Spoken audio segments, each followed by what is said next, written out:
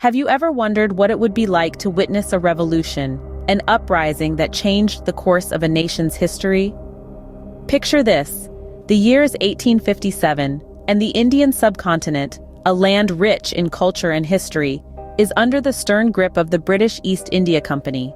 This foreign entity, initially a commercial venture, had over the years transformed into a political powerhouse, ruling over vast territories of India. But beneath the surface, a dormant volcano of discontent and resentment was beginning to stir. This was an era of change, of rebellion, of revolution. The socio-political scenario was like a simmering cauldron. The British, with their blatant disregard for local customs and traditions, had sown the seeds of rebellion deep in the hearts of the Indian populace. Their policies of territorial annexation, heavy taxation, and the erosion of traditional social structures had left a bitter taste in the mouths of the Indian people. But it wasn't just the common folk who were discontent. The Indian soldiers, or sepoys, serving under the British, were growing increasingly unhappy. They were the backbone of the East India Company's military might, yet they were treated with disdain and disrespect. And then, the spark that lit the fire. A new rifle, a piece of greased cartridge paper, and a rumor that would ignite the biggest uprising the British Empire had ever seen. This was not just a military mutiny. It was a revolt that would draw in kings, queens, peasants, and soldiers alike. The Revolt of 1857 was not merely an event, it was a turning point, a watershed moment in India's struggle for independence. It marked the beginning of the end of British rule and set the stage for a united fight for freedom. So, buckle up, as we embark on a journey back to the turbulent times of 1857, to witness a revolt that shook the British Empire to its core. Imagine being forced to go against your deeply held beliefs. What would you do? Would you revolt? The year was 1857. The British East India Company, in its quest for modernization, introduced a new weapon, the Enfield rifle. This seemingly innocuous act was anything but. You see, the rifle's cartridges were greased with animal fat, pig and cow to be precise.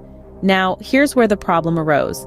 The cartridges had to be bitten off before use, a direct violation of the religious beliefs of the Hindu and Muslim sepoys, who constituted a significant portion of the company's army. For the Hindus, the cow is sacred, while for the Muslims, the pig is considered unclean. In such a scenario, what do you think happened? Quite naturally, there was dissent. The spark that ignited this simmering discontent into a full-blown mutiny was a man named Mangal Pandey. A sepoy in the 34th Bengal Native Infantry, Pandey was a man of principle who couldn't stand by and watch his and his comrades' beliefs being trampled upon. On the 29th of March, 1857, Pandey, fueled by a righteous anger, revolted against his British superiors. His actions, though they led to his execution, inspired others. His fellow sepoys, who had till then been quiet, could no longer stay silent. The seed of rebellion had been sown, and it spread, consuming the Indian subcontinent in its fiery embrace. The Sepoy Mutiny, as it came to be known, was not just a military revolt. It was a cry for freedom, a demand for respect and recognition of the native soldiers' religious beliefs and practices. It was a spark that ignited the flames of rebellion, a rebellion that would go on to shake the very foundations of the British Raj. And thus, the spark was lit, setting the stage for a revolt that would spread across the length and breadth of India.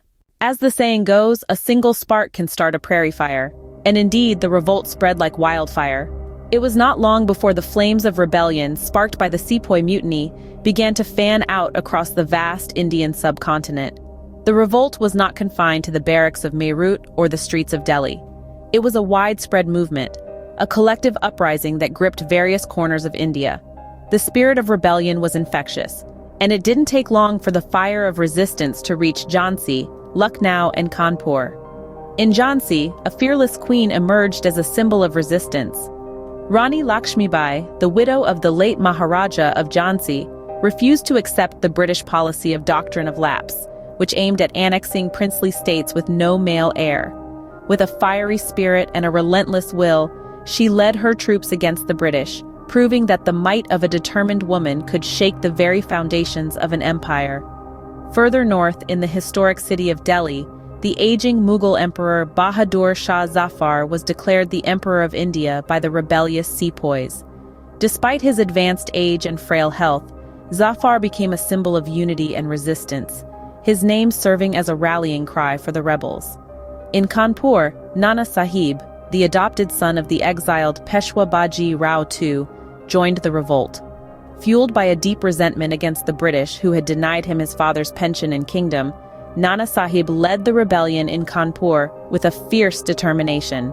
His leadership further strengthened the revolt, adding momentum to the nationwide resistance. Across different regions, various leaders and common people alike rose in rebellion, united by a common cause. Their defiance shook the British Empire to its core, challenging its unchallenged reign in India. Despite the odds, these brave souls rose against the mighty British Empire, writing a new chapter in India's history. Their courage, their sacrifice, and their indomitable spirit continue to inspire generations, serving as a testament to the power of the human will against oppression. Every revolution, every revolt leaves a lasting impact. So, what was the aftermath of the Revolt of 1857? The Revolt of 1857 was a cataclysmic event that sent shockwaves through the entire Indian subcontinent and all the way to England. The aftermath was seismic and saw the end of the East India Company's rule. This profit-driven entity was stripped of its power, and the reins were handed over to the British Crown. The Queen's Proclamation of November 1858 marked the official establishment of direct British rule in India, also known as the British Raj. The aftermath of the revolt was not limited to regime change alone. The British government had received a wake-up call, and they realized that their policies needed to be more nuanced if they were to maintain control over the vast and diverse Indian subcontinent. Consequently, they made significant changes in their approach towards India. They adopted a policy of divide and rule, fostering divisions among the various Indian communities to prevent a unified uprising in the future. The British also made a deliberate effort to co-opt Indian princes and other influential figures, giving them ceremonial roles and privileges in the new administration. Moreover, they ramped up efforts to spread Western education and Christian missionary activity in India. They believed that by doing so, they could civilize the Indian population and make them more amenable to British rule. However, these efforts often met resistance and backlash from the Indian populace, who saw it as an attack on their culture and traditions.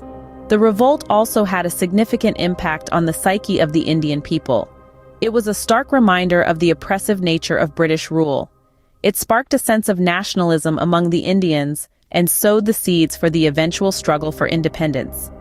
In essence, the Revolt of 1857 was a watershed moment in India's history. It marked the beginning of the end of British rule, setting the stage for India's long and arduous journey towards independence. The British may have won the battle, but the war was far from over. The Indian spirit was ignited, and the fight for freedom was just getting started. The Revolt of 1857, a watershed moment in India's history, marked the beginning of the end of British rule, setting the stage for India's long and arduous journey towards independence. So, what can we learn from the Revolt of 1857? In the grand tapestry of history, the Revolt of 1857 stands out as a pivotal moment that sparked the fight for freedom in India. Let's take a moment to revisit the salient points we've covered in this journey. In the beginning, we saw the stage being set. The Indian subcontinent at the time was a land rife with discontent under the oppressive rule of the East India Company. The seeds of rebellion were already sown, waiting for the right spark to ignite them. This spark came in the form of the Sepoy Mutiny. The introduction of the new Enfield rifle, with cartridges greased with animal fat, was the catalyst that set the revolt in motion. The Sepoys, their religious sentiments deeply hurt, turned against their British masters, marking the start of a widespread rebellion. As the revolt spread, it was not just the soldiers who rose against the British. Ordinary people, princes, and peasants alike joined the uprising, united by a common cause. The revolt had now become a war of independence, a fight for freedom from foreign rule. In the aftermath of the revolt, we saw a significant shift in power. The East India Company was dissolved, and the British Crown took direct control of India. Despite the revolt's failure, It laid the groundwork for the broader Indian independence movement that would eventually lead to India's freedom in 1947. So, what are the takeaways from the Revolt of 1857? It was a testament to the power of unity, the power of a common cause. It showed us the importance of standing up against injustice, even in the face of insurmountable odds. It serves as a reminder that the fight for freedom is often a long and arduous journey, but one that is ultimately worth the struggle. Just as the Revolt of 1857 ignited the flame of freedom, may the stories of those brave souls inspire us to stand up for what we believe in, to fight against injustice, and to strive for a better future.